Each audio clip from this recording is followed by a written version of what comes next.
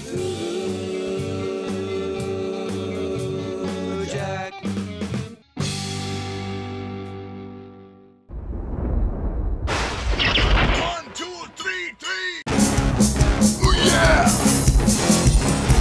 You're hanging with the wrong crowd.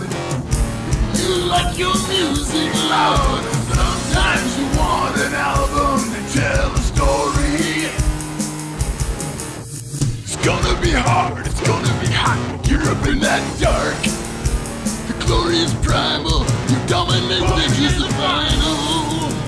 Dark Side Powers Records. Get this vinyl radio drama along with comic book for 30% off now on Etsy. Check link below. Boop. Before Madam Web, I had never heard of Sydney Sweeney. So when those doll eyes of hers popped up on the poster of what I thought was another line of, quote, possessed/exorcism/evil nun movies, well, being correct 1 out of 3 times ain't bad. I'm talking about Immaculate from 2024. What wasn't Immaculate was the first third of the film, which was like looking through a pair of stockings worn by Bobby Peru. Those are dummies.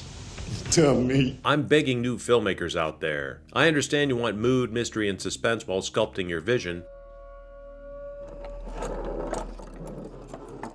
For Pete's sake, Kubrick shot Barry Lyndon interiors by candlelight and I can still see more. Throw in an extra soft light or maybe shoot a stop above what your aim is and dial it back in post. For a $9 million budget, this is inexcusable, and this is coming from a god who loves noir films. So when I'm struggling to see what in Satan's grasp is going on here, my attention begins to dwindle and I'm ready to bail and watch. The queen of outer space is Zsa Zsa Gabor.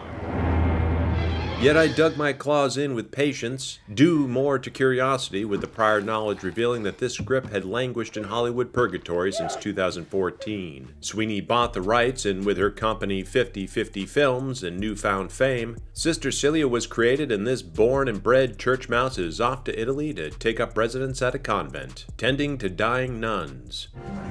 Death is a part of everyday life here. As the film evolves, so does Celia in more ways than one, befriending one sister with spite poisoning another towards her. You do not have to take your vows. You can still go back, and God will forgive you. Sister Celia is having a mixed bag of feelings about her faithful decision. Upon hearing a noise, Groundhog Day! Celia discovers a nun lying face down at the altar of the Holy Nail. And the Lord did grin, and the people did feast upon the lambs, and sloths, and carp, and anchovies. Only for Celia to faint and wake up in her room. From here the film eludes to dreamlike moments, where Celia catches glimpses of ghosts in the shadows, to creepy red-faced nuns lurking about with no one else taking notice. Your gut is telling you not all is ship or shape, with a bout of morning sickness that suddenly comes on, and the Inquisition thumbing hard at Celia to see if celibacy was practiced, not just preached. She convinces the Cardinal, Father Tedeschi, and Mother Superior. I've not broken my vows. I've never been with a man or a woman, nobody. Will not be punished. We just want to know the truth. I'm not lying, Father.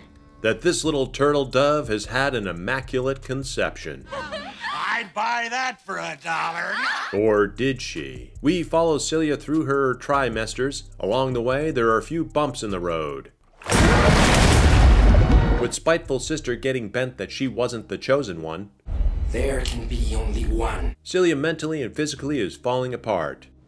This is not God's work. Father Tedeschi, of course, spills the beans. Oh, good for you. A genetic code. All we had to do was crack it. You're insane.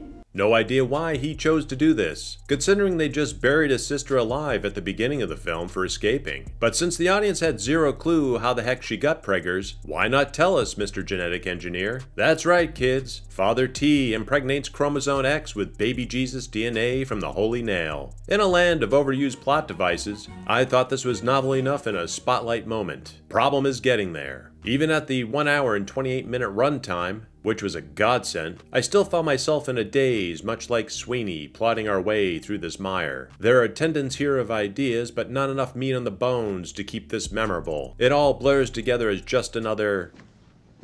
The bitter end was unexpected enough, and honestly the only part of the film at this point I remember. So, if you're looking to resurrect a carpenter's son, try this guy. Otherwise, this was a gallant effort that was as flat as a board with a plot holier than the Shroud of Turin. Until next time, I also wanted to give a shout out to our YouTube members. Thank you for the support. And Hail Cthulhu!